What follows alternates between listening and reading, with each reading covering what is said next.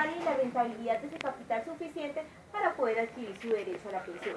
Entonces es muy difícil que por un fondo, digamos, privado, una persona llegue a tener un capital suficiente para poder pensionarse bajo dicha normatividad, bajo la dicha normatividad que rige los fondos privados. Recordemos que para este año estamos hablando de un capital que supera más de los 165 millones de pesos, que es muy difícil que una persona en promedio, dado en cuenta que la mayoría de los colombianos devengamos o se devenga el salario mínimo, llegan a adquirir, digamos, un porcentaje tan alto. Igualmente también en el sistema del régimen de prima media compensación definida, vemos de pronto más clarificado el asunto o el panorama cuando una persona pretende adquirir su derecho a la pensión de vejez, porque ya no está regido inicialmente por el capital, allá no hay capital, sino que es por el tema de semanas. Recordemos que en la actualidad, si no estamos hablando de los beneficiarios del régimen de transición, es decir, con la ley 797 del 2003, estamos hablando de 1.300 semanas cotizadas y llegar a la edad de los 57 años si se trata de mujeres y a los 62 años si se trata de los hombres. Es decir, está más claro y determinado por edad y semanas el derecho o no a adquirir la pensión de vejez. Pero igualmente lo más importante, don Jesús, es que seguramente es un tema que viene ya a discutir, el tema de la reforma pensional en Colombia, donde todos los colombianos mediante estos espacios y mediante todos los espacios de la academia y de las noticias y de la información y todo lo que se abre para que las personas participen puntualmente de dicha reforma, empiecen a participar. ¿Por qué? Independientemente si aumentan densidad de semanas, si aumentan edades para adquirir el derecho a la pensión, tiene un tema muy delicado y es que la inestabilidad que tiene Colombia para que una persona labore y pueda cotizar y adquirir, digamos, lo necesario para la subsistencia es muy poca. Es decir, no podemos confiarnos de los reportes que expide el DAN y las otras entidades gubernamentales, donde afirman de que definitivamente si usted se dedica al comercio informal, usted es un vendedor ambulante, usted es una persona que se encuentra laborando. Eso es mentira. Dicho promedio de personas, que es gran parte de la población lamentablemente en nuestro país, se dedican a ese rebusque donde escasamente alcanzan para subsistir, para sobrevivir, ni siquiera para llenar y cumplir, digamos, y saciar sus necesidades básicas. Mucho menos les va a alcanzar para cotizar al sistema. Entonces aquí tiene que hacerse una reforma donde efectivamente, si van a exigir y van a volver más rigurosos los requisitos para la pensión, igualmente tiene que una inversión grandísima y el primer paso lo debe dar el gobierno para lograr unas vinculaciones laborales con, digamos, salarios dignos y la capacidad de aporte al sistema, porque vamos a tener, digamos, una gran cantidad de adultos mayores que no van a tener con qué sobrevivir porque no van a llegar simplemente ni siquiera a una pensión con un salario mínimo. Entonces es un tema de interés que debe convocar a todos para que participemos en el asunto. Pues una gran exposición nos hace la doctora Paula Andrea Arias en esto del tema pensional sobre Colpensiones y los fondos privados también en el día de hoy.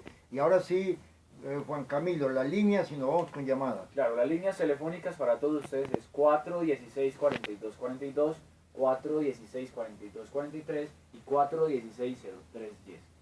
Tenemos líneas, tenemos ya llamadas. Luis Fernando Vélez, bienvenido a Contacto Jurídico. ¿De dónde nos llama? Buenas noches, doctora. Hablo desde Cataluña. La pregunta que yo tengo es, yo fui decretado por la Junta Regional con una discapacidad del 35%. Me dicen, tengo en el momento 1.150 semanas cotizadas a Colpensiones.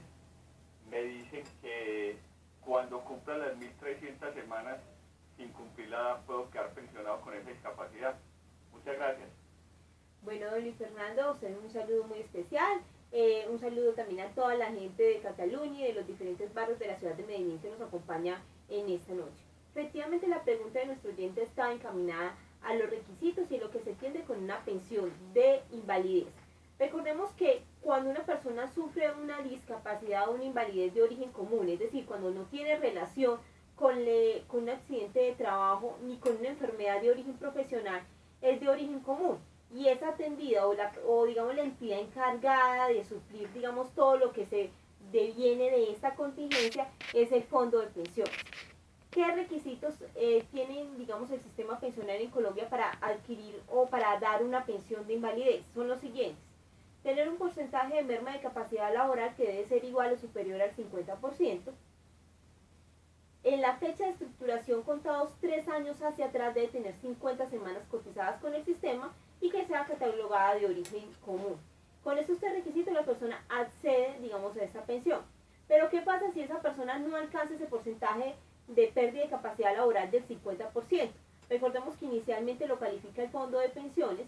Esa persona tiene la oportunidad entre los 10 días siguientes a la notificación interponer recurso de apelación y el superior jerárquico quien entra a revisar nuevamente ese expediente y determinar los 3 factores fundamentales de cualquier dictamen, que es el porcentaje, la fecha de estructuración y el origen, sería la Junta Regional de Calificación de Invalidez de Antioquia. Y a su vez, si no se está conforme con este dictamen, como última instancia se tiene la Junta Nacional de Calificación de Invalidez. Efectivamente, si la persona llegó a estas 3 instancias o dejó en firme y no presentó recurso en alguna de ellas y no alcanza a tener ese porcentaje del 50%, ya queda como última alternativa analizar si hay los fundamentos médicos suficientes en esa historia clínica y con la patología que padezca de que se pueda entrar a demostrar mediante un proceso judicial, mediante una demanda, de que efectivamente están viciados de nulidad de sus dictámenes por algún error grave en ese dictamen y que efectivamente se entra a demostrar que sí tiene ese porcentaje de merma de capacidad laboral suficiente para poder esa persona adquirir su derecho a la pensión de invalidez. En el caso de nuestro